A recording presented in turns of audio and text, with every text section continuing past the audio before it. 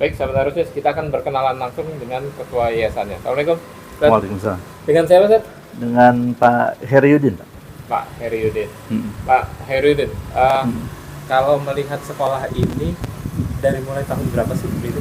Berdiri dari mulai tahun 2012. 2012. 2012. Awalnya SMP dulu atau SMK dulu? Bareng, Pak. Oh, berbarengan? Nah, karena SMP dan langsung SMP. Oh, baik. Pak Heri, kalau tadi yang kita laporkan ke sahabat Arus News, apa benar sekolah ini punya program membebaskan biaya gratis untuk para siswa yang yatim piatu? Betul. Jadi sekolah ini memang sebagai salah satu meringankan beban mereka yang yatim piatu. Yatim dan yatim piatu. Nah, Oke. Biasanya kualifikasinya apa? mereka memang nggak punya. Nggak punya. Nggak punya. Dan harus ada surat keterangan Surat keterangan SKM, SKT. Surat keterangan dari pemerintah kota. dari kelurahan. RT, RW, dan kelurahan. Kalau itu sudah ada, insya Allah mereka gratis di sini. Oke, termasuk uang masuknya ya? Ya, semua total. Semuanya. Baik. Dari awal berdiri sampai saat ini. Sampai saat ini. Baik, Pak Heri, kalau melihat peran seperti itu, artinya Yayasan Tirta Jaya dalam hal ini SMP dan SMK sudah mulai meringankan beban pemerintah kota, begitu Pak? Betul. Jadi pemerintah memang kan, katakanlah kita sebagai mitra pemerintah, Betul. ya, yang eksistensi kita ini meringankan beban mereka. Baik. Yang jelas kita sudah tahu di dalam Undang-Undang ayat 3 itu kan, Ya. bahwa fakir miskin dan anak-anak telantar itu dipelihara oleh negara.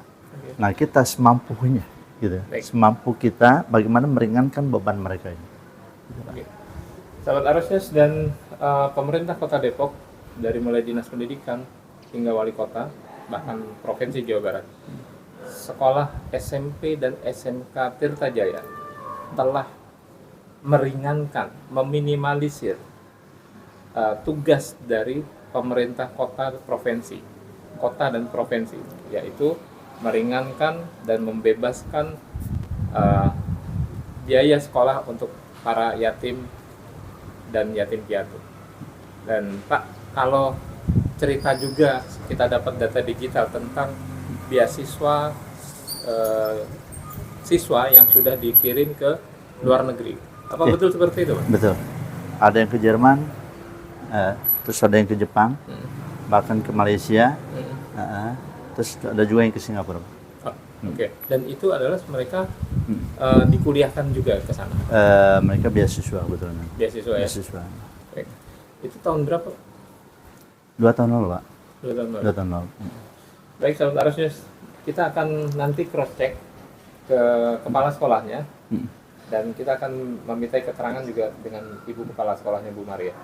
Lalu yang nggak kalah pentingnya, Pak, informasi juga yang beredar dan kita tadi sudah sempat melihat ada satu Google Map yang kita sempat tadi diarahkan ke satu wilayah daerah sana, tapi tiba-tiba tertutup oleh pemagaran. Ini bisa seperti itu awalnya gimana tuh, Pak?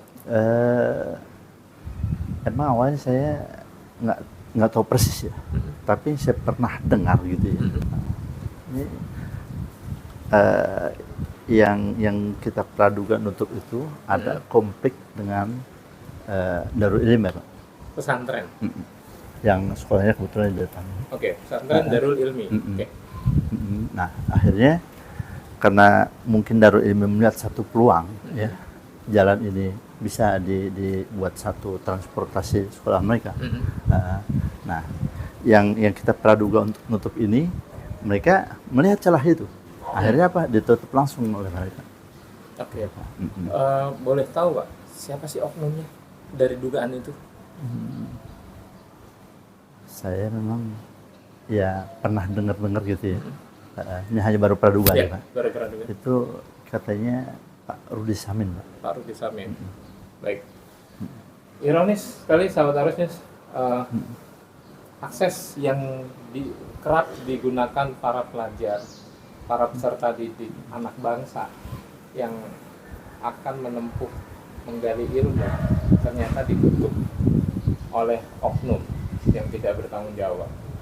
Pak, kalau melihat ketika ditutup, penghematan waktu dan penghematan para siswa yang baik yang berjalan kaki maupun yang naik ojek online, itu penghematannya signifikan nggak sih, Pak? Ya, enggak Pak, justru membengkak Pak.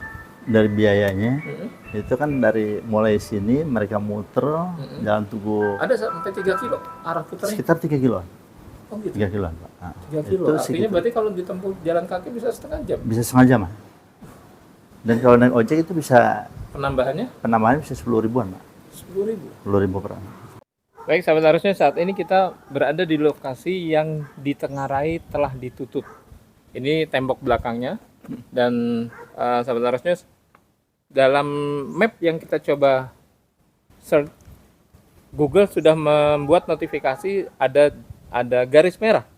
Artinya Google sudah mendetek ada jalan yang ditutup yang semula akses publik, akses masyarakat, baik masyarakat umum lingkungan maupun para siswa yang akan melakukan sekolah, berangkat sekolah, pulang, berangkat menuju ke SMK dan SMP Tirtajaya.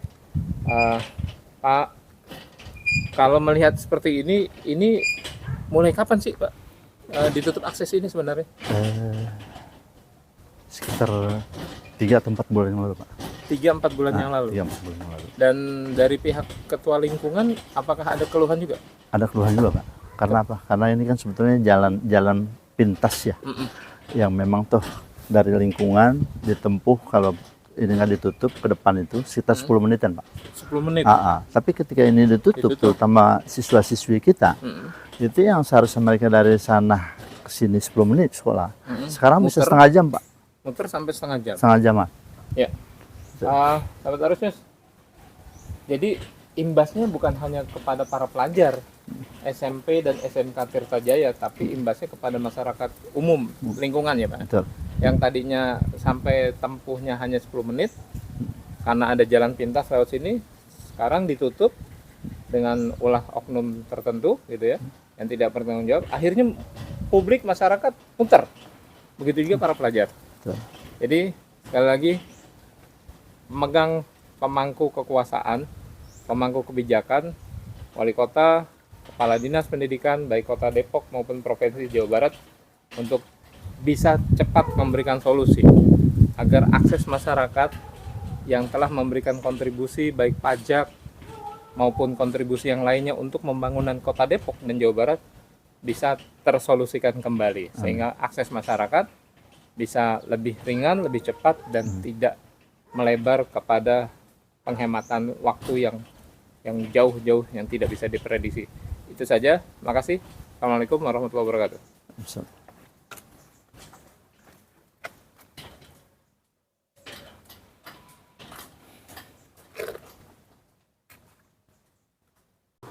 Baik.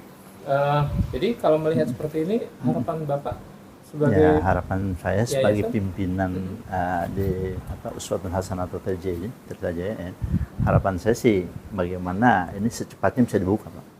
Itu. Apalagi ini kan masa-masa PPDB gitu kan. Betul. Dan sementara kita TJ ini kan konteksnya tadi meringankan beban pemerintah. Baik, ada himbauan Pak ke Dinas Pendidikan Kota Depok dan Provinsi Jawa Barat, karena di sekolah ini ada SMK Betul. dan ada SMP. Betul.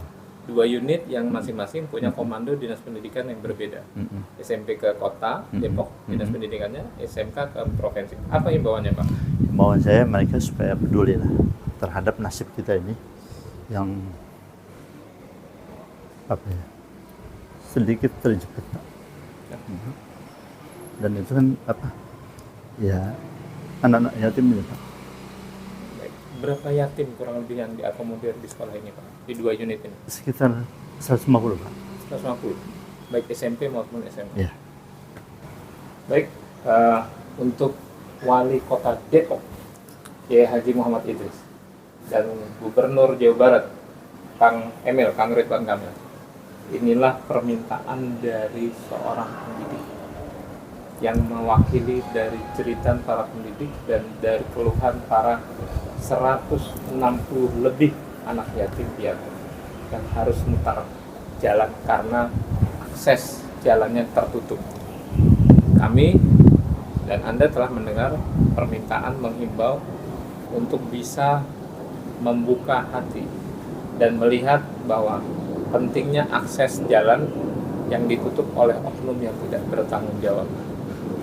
Kang Emil, Pak Idris, tugas Anda sebagai pimpinan untuk membuka kembali agar para anak yatim dan anak bangsa yang akan menggali ilmu, menimba ilmu di suatu lembaga pendidikan yang sudah menjadi dan mengambil peran meminimalisir dari peran pemerintah kota untuk kembali membuka dan meminta untuk dilakukan eksekusi buka. Nah, ini adalah jalan akses umum. Saya Mugiono melaporkan dari Sukma Jaya, Kota Depok. Arus News akurat dan mencerahkan. Salam Arus News. Baik.